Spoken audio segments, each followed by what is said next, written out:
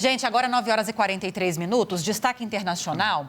O Irã e os Estados Unidos chegaram a um entendimento sobre pontos fundamentais que podem nortear um novo acordo nuclear.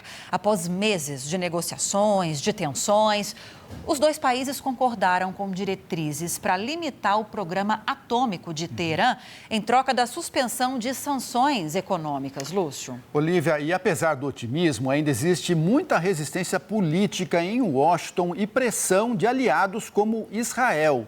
Nós vamos entender o que está na mesa e também o futuro dessas negociações com a professora Helena Scheren. Ela é mestra em Relações Internacionais e especialista em Geopolítica do Oriente Médio. Professora, muito bom dia e bem-vinda aqui ao News Manhã. Bom dia, Lívia. Bom dia, Lúcio. Muito obrigada por me receberem aqui com vocês. Professora, que avaliação a senhora faz dessas negociações que estão em andamento na Suíça, né? Entre Estados Unidos e Irã? A gente está perto de um acordo?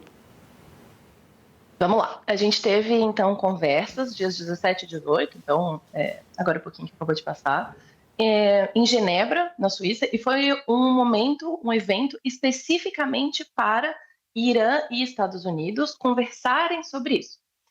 Como a Lívia comentou agora um pouquinho, são apenas os princípios basilares de um acordo ainda. Então, ainda não podemos falar que eles estão perto de um acordo, que já está super bem desenvolvido.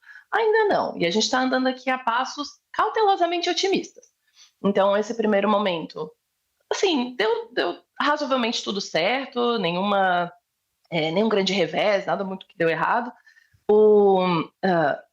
Dentro do Irã, o próprio governo já se manifestou, o ministro das Relações Exteriores já veio a público dizer que foi ótimo, que deu tudo certo, que estamos indo para frente. Mas lembrando também que aqui a gente está lidando com dois contextos bastante irregulares.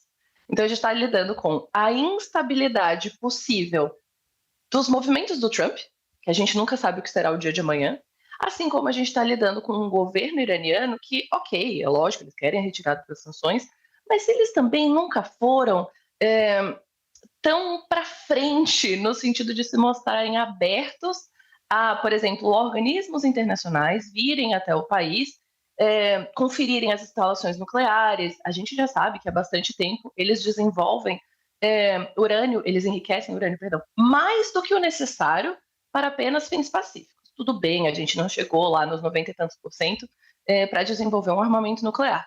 Mas ainda assim, existe um gap enorme entre os menos de 10% necessários, são 4, se eu não me engano, necessários para usar em energia, versus 90 e poucos por cento para o desenvolvimento de uma bomba atômica. E eles já passaram dos 50% faz muito tempo. Então, assim, é o que eu comentei, sejamos cautelosamente otimistas. Está indo para frente, ok, mas são tantos pormenores, são tantas incertezas nessa história que, meu Deus, fica até difícil a gente prever um futuro muito certo. Avançar, professora, justamente nesses pormenores e outras questões importantes. Porque, para além do programa nuclear, talvez a transferência, que é o que está sendo discutido aí nos bastidores, de transferir esse programa nuclear para uma outra região, para um outro país, talvez em troca da retirada de sanções ou parte delas, existem outras questões importantes também que são decisivas ou serão decisivas para que haja um eventual acordo. Das principais, o que a gente poderia destacar para além dessas questões que eu mencionei agora? Vamos lá, então a gente fala muito aqui sobre geopolítica regional.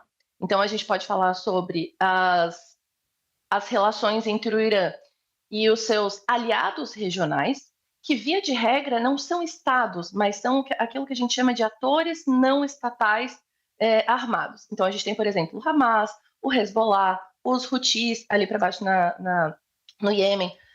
Quando a gente fala das relações do Irã com esses atores, nossa, levanta a orelha de absolutamente todo mundo pelo mundo, dos analistas internacionais mesmo, é uma loucura. E ao mesmo tempo em que a gente tem isso acontecendo, então o Ocidente de modo geral, vê vários desses atores como mais perigosos, a gente não tem ainda relações muito interessantes, assim, de modo geral. Para além disso, a gente ainda tem as relações do Irã com Israel. Esse aqui talvez seja o nosso principal pulo do gato, porque os Estados Unidos, sendo o principal aliado de Israel no Oriente Médio, jamais vai deixá-los assim ao relento, ao léu, se resolvam, vocês e o Irã, isso nunca vai acontecer.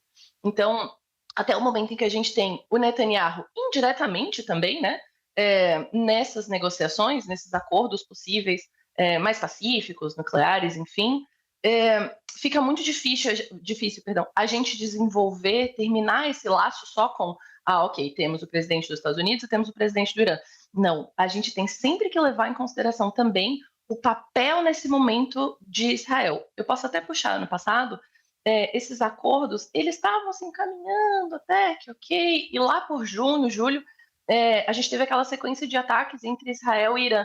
Pronto, foi suficiente para a gente parar toda a negociação otimista que a gente estava tendo até ali. Então, se acontecer isso novamente, se acontecer mais algum cenário regional, ali interno ao Oriente Médio, isso trava, ainda que, teoricamente, o acordo seja entre Irã e Estados Unidos. Helena, qual o impacto a senhora acha que as manifestações de rua que a gente viu em Teherã, não só na capital, também espalhadas por todo o país recentemente, né, com mortes, inclusive, e também uma pressão internacional enorme sobre o governo iraniano, que impacto essas manifestações podem ter nessa costura de acordo por parte do Irã? Eu diria que elas deixam esse acordo ainda mais instável, ainda mais complexo. Porque, justamente, nós tivemos aqui, algumas semanas atrás, mais de 50 mil mortos nessas trocas de violência com o governo. Então, é muita coisa, é algo muito pesado, é um cenário interno muito relevante. A gente não pode deixar de considerar, quando a gente fala de relações internacionais, quando a gente fala desses cenários externos, a gente não pode deixar de tratar no cenário nacional. Por quê? Porque isso vai influenciar diretamente o poder de influência do governo. Como que o governo é visto pelo exterior, como que o governo é visto, obviamente, pela própria população, como que o governo é visto pelos seus aliados regionais. Então, a partir do ponto em que a gente tem essas manifestações, que parece que deu uma abafada, mas na verdade é porque a gente mais ou menos parou de olhar, assim, mas a abafada, infelizmente, não aconteceu nesse nível que a gente pensa, segue acontecendo, a gente segue tendo manifestações, a gente segue tendo protestos fortemente antigovernistas. Ainda assim, a gente não pode deixar de considerar nada disso, porque indiretamente, ou nesse caso, diria que até diretamente, vão ser envolvidos nos acordos internacionais.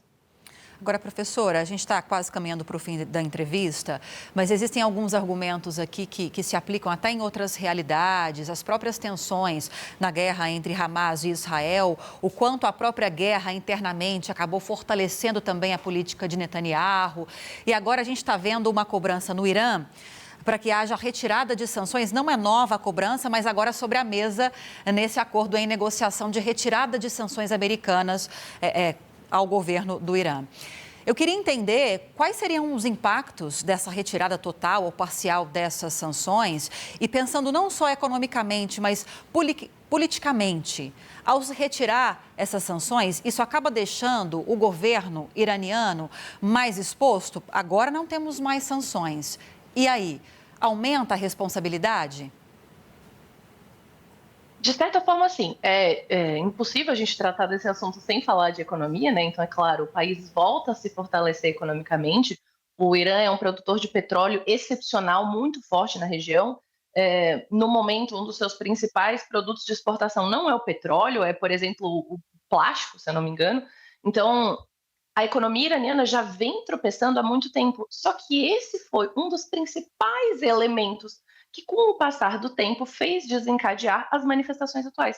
Então, é lógico, as manifestações antigoverno atuais, elas são isso, elas são antigoverno. Mas é claro que uma população que está insatisfeita com desemprego, com a queda do PIB, com uma sequência infindável de elementos econômicos, também não vai ficar feliz com o governo. É impossível a gente desconectar essas duas coisas. Então, temos esse primeiro elemento, ponto. Quem sabe, imaginamos que sim, né? Mas quem sabe a retirada dessas sanções talvez dê também uma alegrada de ânimos aqui econômica no país, faça com que a população fique um pouco mais tranquila e, consequentemente, que o governo seja mais bem visto e, consequentemente, aí a nossa rodinha vai andando, né? Consequentemente, que seja mais fácil de se entrar, de se chegar a esse tipo de acordo, esses acordos nucleares, como esse de agora, por exemplo. Para além de tudo isso, então, para além do setor econômico, a gente fala também muito de política no sentido da visão externa, da visão internacional. Como que o Irã passa a ser visto por, não necessariamente seus aliados, mas por outros agentes internacionais como muito mais estável, como mais seguro, como mais tranquilo, porque, poxa, os Estados Unidos confiaram o suficiente no Irã para a retirada das sanções. Que, lembrando, a gente tinha o acordo nuclear até 2018, quando o Trump saiu. Então, lá em 2018, o Trump já deu a sua desconfiança, já deu o seu voto, falou, olha, eu não confio que que a manutenção dessas sanções seja o suficiente para segurar o programa nuclear, lá em 2018. Aí agora ele fala, olha, quem sabe a gente volta, quem sabe vai dar tudo certo. Isso já dá uma levantada de espírito internacional também. Ok, então. Nós conversamos com a Helena Scheren, ela é mestra em Relações Internacionais, especialista em Geopolítica do Oriente Médio. Muito obrigado, professora. Obrigada, Lúcia. Obrigada, Lívia. Bom dia para vocês e para o pessoal que está nos assistindo.